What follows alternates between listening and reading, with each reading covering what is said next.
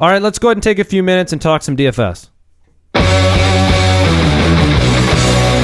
The Daily Dose. All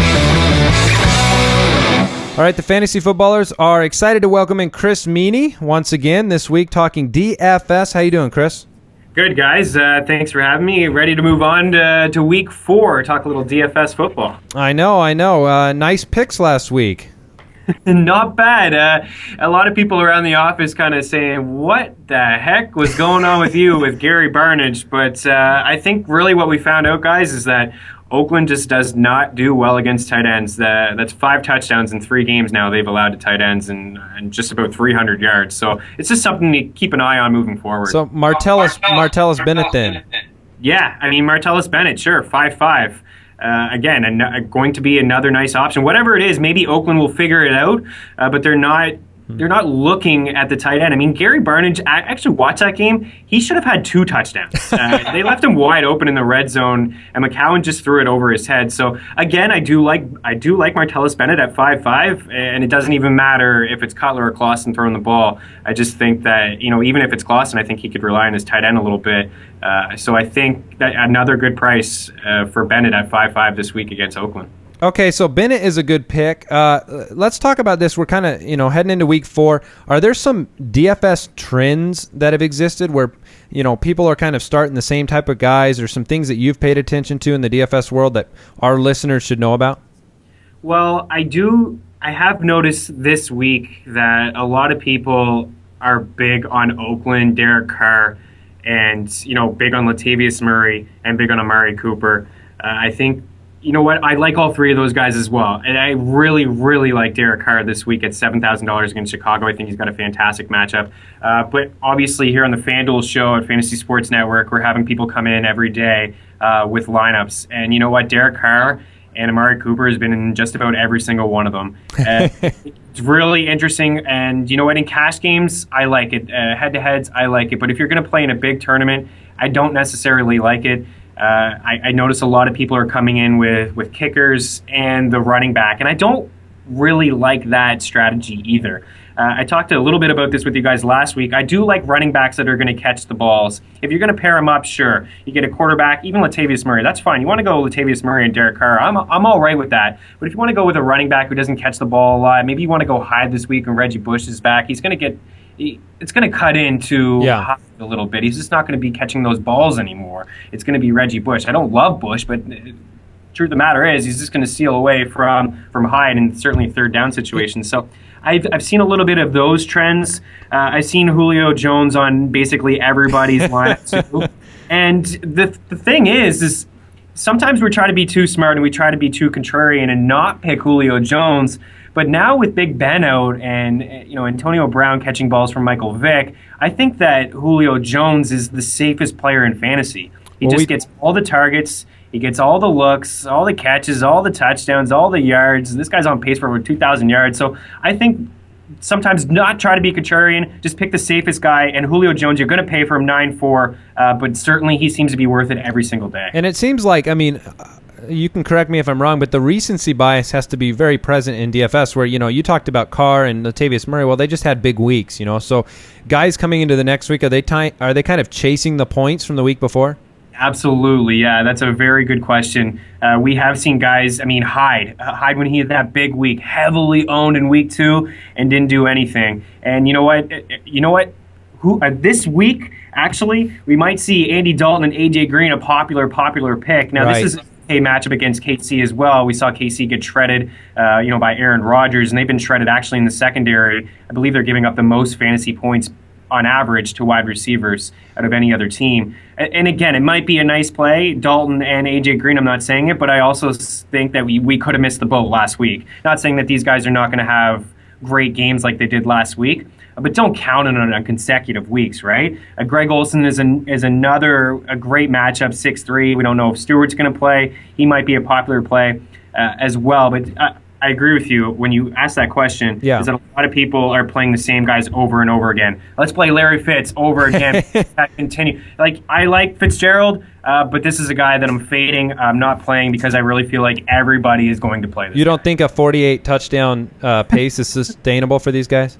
No, somebody got at me on Twitter. It was, I believe, week 2. Somebody asked me a question, Fitzgerald or Devontae Adams, and I said, it's close, but I'll go Fitzgerald. And somebody got extremely mad. Why, this guy's old man just cashing checks. Oh, my gosh. He's still getting it done. But again, you kind of want to just stay away from, just because he had a good week 3 doesn't mean he's going to have a good week 4. You really have to try to exploit the matchups. Let me ask you something about guys that are kind of on that injury bubble, and so they might get priced that way. One guy that sticks out to me is DeSean Jackson, who has yet to be ruled out for the game this week. Now, he's probably not going to play, but he comes in at $6,000, going against his former team, the Eagles. How do you approach those guys? D-Jacks in specifics, or those type of guys that are priced at the injured price but might play? Yeah, that's a really good question as well. So I kind of try to stay away from them, to be honest with you. I don't want to play a guy that just may not play. And I got kind of burned before when I had Mike Evans in my lineup. I didn't know that he was going to be on a pitch count, and he just was, and he wasn't getting any looks. And then we saw him last week get all the targets. So I kind of stay away from the guys who are on the bubble. Of course, if you're going to play a contest this weekend, and you're going to be in the Week 4 contest, and you're looking at Monday night, let's remember that on FanDuel, your lineup locks Sunday at 1 o'clock. It's going to lock. And we don't know if Lynch is going to play on Monday, and obviously Rawls is a nice play at 6,000. So it's really, really tricky. If you have the guts and you want to do it, and you go ahead and you go play Rawls, and you're just, what if, maybe. And I just don't suggest playing Lynch because I actually think he has multiple injuries. We had Will Carroll on the FanDuel show, FanDuel Insider, who covers injuries, injury expert, and he had a lot of negative things to say about Marshawn Lynch, just multiple injuries. So some of these guys that, are question marks to play, haven't practiced all week, bubble, I kind of do stay away from it. But you mentioned it, DeSean Jackson against his former team, he lit them up twice last year, and he had really good games inside the division. Yeah, but I think somebody that I'd stay away from. I think that's good advice, and I think one of the things that really differentiates, you have to take chances in the year-long regular fantasy football game, but in DFS, you don't have to, right? You can if you want to be, if that's the kind of player you are, but you don't have to make that decision and throw Chris Ivory out there last week and, take the risk with a guy that's banged up. So a couple other guys that come to mind, Palmer's price is rising. Are you fading on him just because of the price? I still like him. I still do. If it keeps on rising, I may not. I know this is a division game, and Arizona's looked really, really well.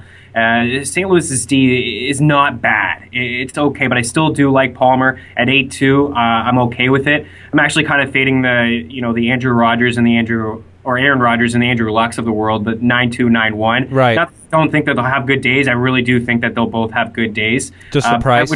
Just the price is too high, and it really handcuffs the rest of your lineup. It definitely wouldn't allow you to get, a guy like Forte, who could get a lot of play this week, 8-3 against Oakland. A guy like Julio Jones, as I touched on earlier, 9-4 against Houston. So even Cobb, right. Cobb is nice against San Francisco. So I don't want to handcuff myself with those quarterbacks. I think there's some value to be had. You can save a few bucks with Matt Ryan, Carson Palmer, and Andy Dalton, and even a Derek Carr, who I really do like this week, even though everyone seems to be on board with him. Yeah, he's I believe one of our starts of the week today too in the show. So I got about a minute left. I want to give you the chance. Are there any other values, guys, people should know about?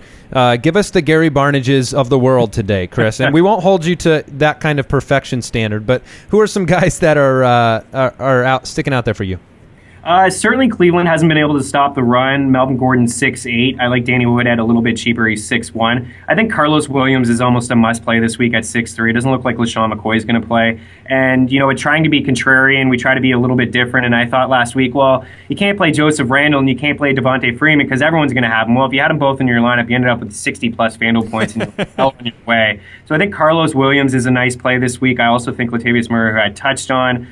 Cooper at 7-2. If you want to stay away from Cooper, you think everyone's going to go Cooper, why not Crabtree at 5'8"? I don't think Chicago can really cover anyone. Michael Crabtree at 5'8". I still like James Jones at 6,000. Moncrief I touched on last week. I like him at 6'3". Allen Robinson, a guy to throw out there at 6'5". I think, the Colts are going to put up some points, and I expect Jacksonville to try to do the same. If I'm going to look at a Gary Barnage, it might be Coby Fleener, 4'9". He seems to have good games when Dwayne Allen's not around. And I do like Ty Montgomery. I want a piece of that Green Bay offense. Aaron Rodgers going back, as I mentioned, he's going to be a popular play too. Going back home at Cal, playing in San Francisco, a team that passed on drafting him. I know sometimes sometimes it's nothing, but sometimes these players do have chips on their shoulder. They want to prove something. Not like Rodgers needs to. I was going to say, if Rodgers is proving something, we're talking 6-7 touchdowns, because the normal Rodgers not proving something is about 4 or 5. So absolutely, if you want to take a shot on somebody that is going to save some budget, save some cash, I think Ty Montgomery could be that guy at 4-7. Well, obviously, James Jones may be a popular play in Cobb as well. Yeah, and Jason will like hearing that Ty Montgomery name. So,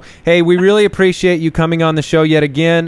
Great insight. We've been pointing people to you for DFS. What's your Twitter handle? It's at Chris Meaney, ChrisMeaney.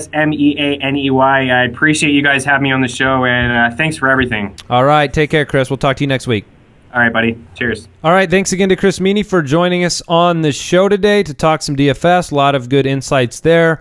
Gary Barnidge was such an incredible pick last week. Chris Meaney is a meanie when it comes to picking DFS guys. Wow. You didn't really put that together very well. That was a bumper sticker. You could have said Meaney is the man. He's the Manny? That would be worse. I think we're digging on our hole here. Jason, you go. Wait, Chris Meaney slogan. Oh, all right. Chris Meaney is so awesome. I dug the hole. I thought we were digging the hole and making it worse and worse. Yeah. Success. You dropped a nuclear bomb in the hole. Weren't you an improv guy once? You destroyed the world. Yeah, that's my background. And you said that you never didn't get laughs. No, I thought we were digging the hole worse. I think mine was the worst. Agreed.